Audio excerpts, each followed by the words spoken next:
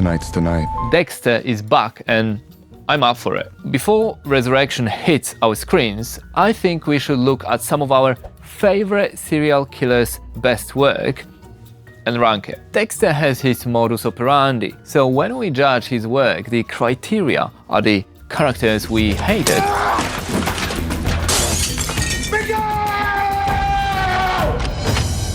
9 holes tomorrow? or loved. I should have seen it before. The fake smile, the donuts. You don't even walk like a normal person. You glide like a lizard on ice.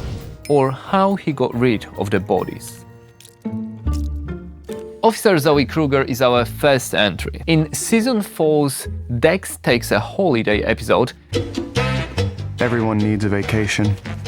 Dexter investigated a police officer who staged a home invasion, shot her husband and daughter and covered it up. If the glove fits.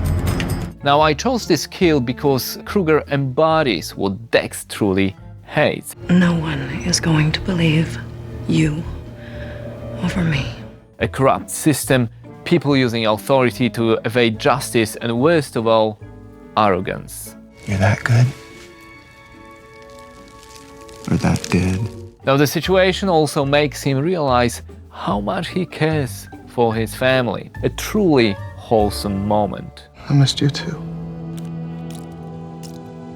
Nick, a character from season 6, is part of the Brother Sam size plot. I'm trying to do good. How could this happen to Brother Sam? Brother Sam is he's an ex-con who hires ex-criminals and takes Nick under his wing. Ultimately, Nick betrays and shoots him, which doesn't sit well with Dex. I promise you, my dark passenger will make amends. Now this kill is interesting because it happened in anger. It wasn't the usual, stalk and kidnap routine. Also, the situation shows when dark passenger takes over Dexter, as he promised Brother Sam not to hurt Nick. You need to forgive him. Well, it happens. George King, or the Skinner, was a serial killer in season 3. I know that look. He was tracking Freebo, a criminal who owed him cash, and then he was torturing and skinning people for information. Now, Dexter didn't really have much to do with him besides actually killing Freebo until the end of the season when the two come face to face. I could kill you now. If you can convince yourself I'm lying. Let's just say that the Skinner didn't keep his in the end. Yeah, well, what goes around comes around. Dexter sees King for what he really is. A killer who enjoyed the murders and used the excuse of pursuing Freebo to justify his actions. You have your flimsy excuses, finding Freebo, getting your money, but you know he's dead. Kinda like Dex. I have my excuses and justifications, but really I just need to. Obviously, I had to include the ice truck killer. Dexter. First true antagonist of Dexter and his brother and budding serial killer, Brian Moser. I waited a long time to meet you. The tragic story of Brian Moser started after the shipping yard massacre. Because he was older, the trauma was too much and he was sent to a psychiatric hospital. Later, he becomes the ice truck killer, Clean slices, no blood. Deborah's boyfriend, and ultimately wants to recruit Dexter to be his criminal partner. Can't be a killer and a hero.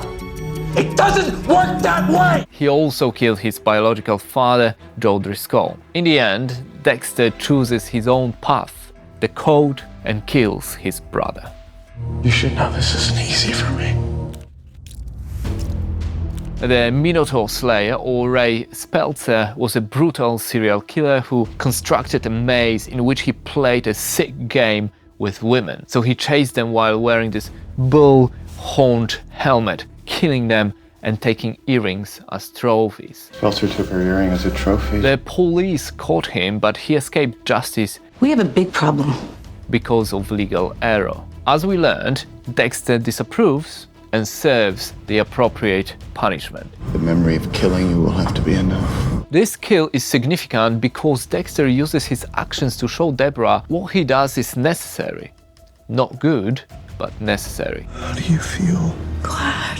What does that make me? Human. Little Chino is a big guy, the 29th Street Kings gang's brutal enforcer. She was probably high. He comes in at the perfect time as Dexter tries to get out of a rut after killing his brother. A challenge. A mountain to climb. He messes up the first attempt at killing Little Chino, Not enough tape. Perfect. but is much better prepared for the second time.